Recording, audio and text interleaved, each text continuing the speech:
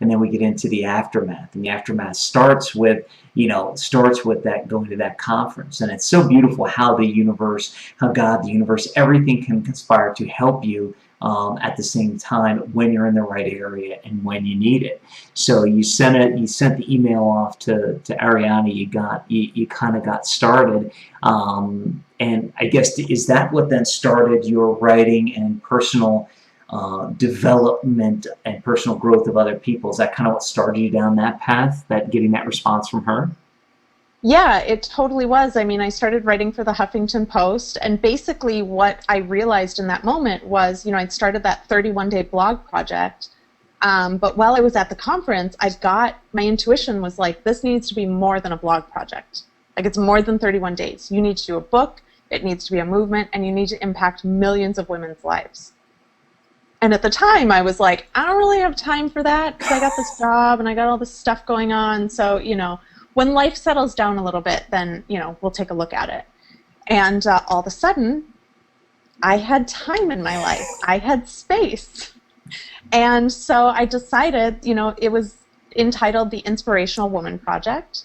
And I really just kind of took it and ran with it. I decided to turn it into a coffee table book. So July 8th of last year, I did my first interview. I did 99 interviews with women over the course of 8 weeks. I launched a Kickstarter and I raised $15,000. I concurrently, while writing for the Huffington Post, had a blog go viral and republished in 4 different languages on several different continents, and was on the Today Show, and like all of this stuff, just like all these doors kept opening and it was like just complete testament that I was on the right path. And so 6 months from the day I started the interviews, I had 500 copies of the books in my hand. And I thought, at the time I was like, oh, good, well, I did that, now I can go back to fashion. Because I had put my fashion brand on hold, and so I tried to go back to fashion this year, and did a new collection, created everything, got it all photographed, was getting ready to start selling it, and I just had this moment where I was like, I don't care. Like, this isn't where I'm supposed to be. I'm supposed to be out on the ground, inspiring women, doing a second volume of the book, continuing to write, and now, coaching women to do the same thing in their lives. Excellent. So I commend you on that, and I want to ask a question real quick, because to me it sounded like what happened was you became successful, but then something inside of you said, but I want to see if I can still do what I used to do. Even if it's not right for me, it's just kind of, I want to go back because I want to see if I can still do it. And so you went back to fashion.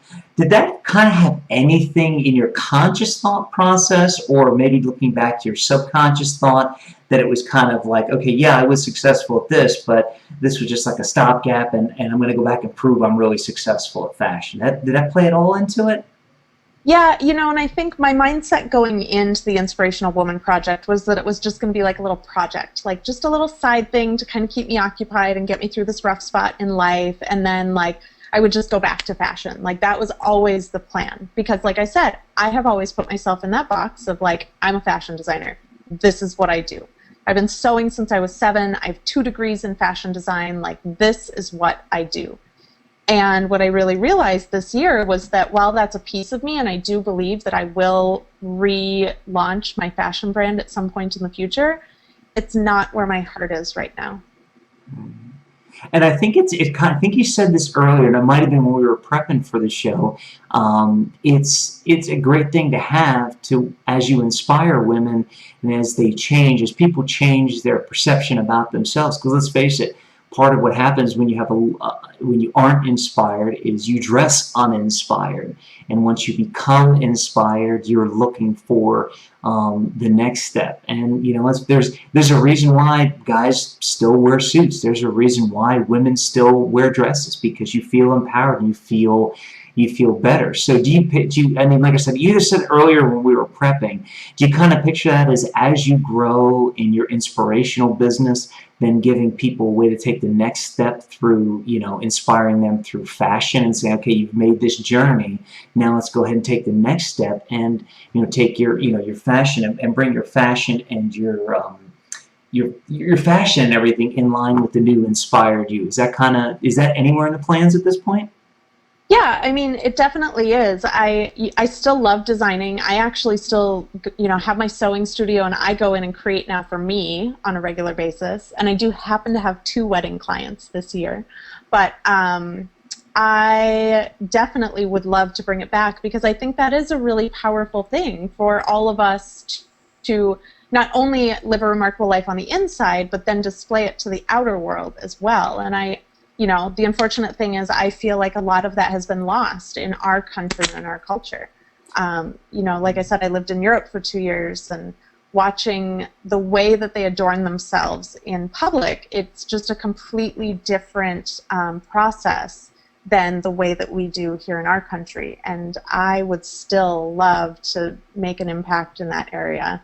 And it's also a different attitude. From a lot of the Europeans I talk to, it's a different attitude, because they're not out dressing the way they are to impress anybody. They're just dressing to feel good, and they like the way it is. I've had a lot of people in my life who, I used to always be suit, tie, the whole 9 yards, because I liked it. And had a lot of people be like, well, what are you trying to impress people? And it's like what I realize is people here in America never understand. You dress nice, and really you dress to the nines, so to speak, and they think you're trying to impress people. And it's like, no, maybe that is just the way you feel comfortable. So anyway, we could probably talk about fashion forever. I can see, it's funny because I can see you love inspiring people, but I also see the laughter and the passion in your eyes for fashion. So I'm glad to hear that in the aftermath of this whole thing, that part of what's happened is you're inspiring people, which that I have to pause for a second to take a breath. I only breathe once every 30 or 40 minutes unless I'm on an interview, then I try and breathe when everybody else is talking.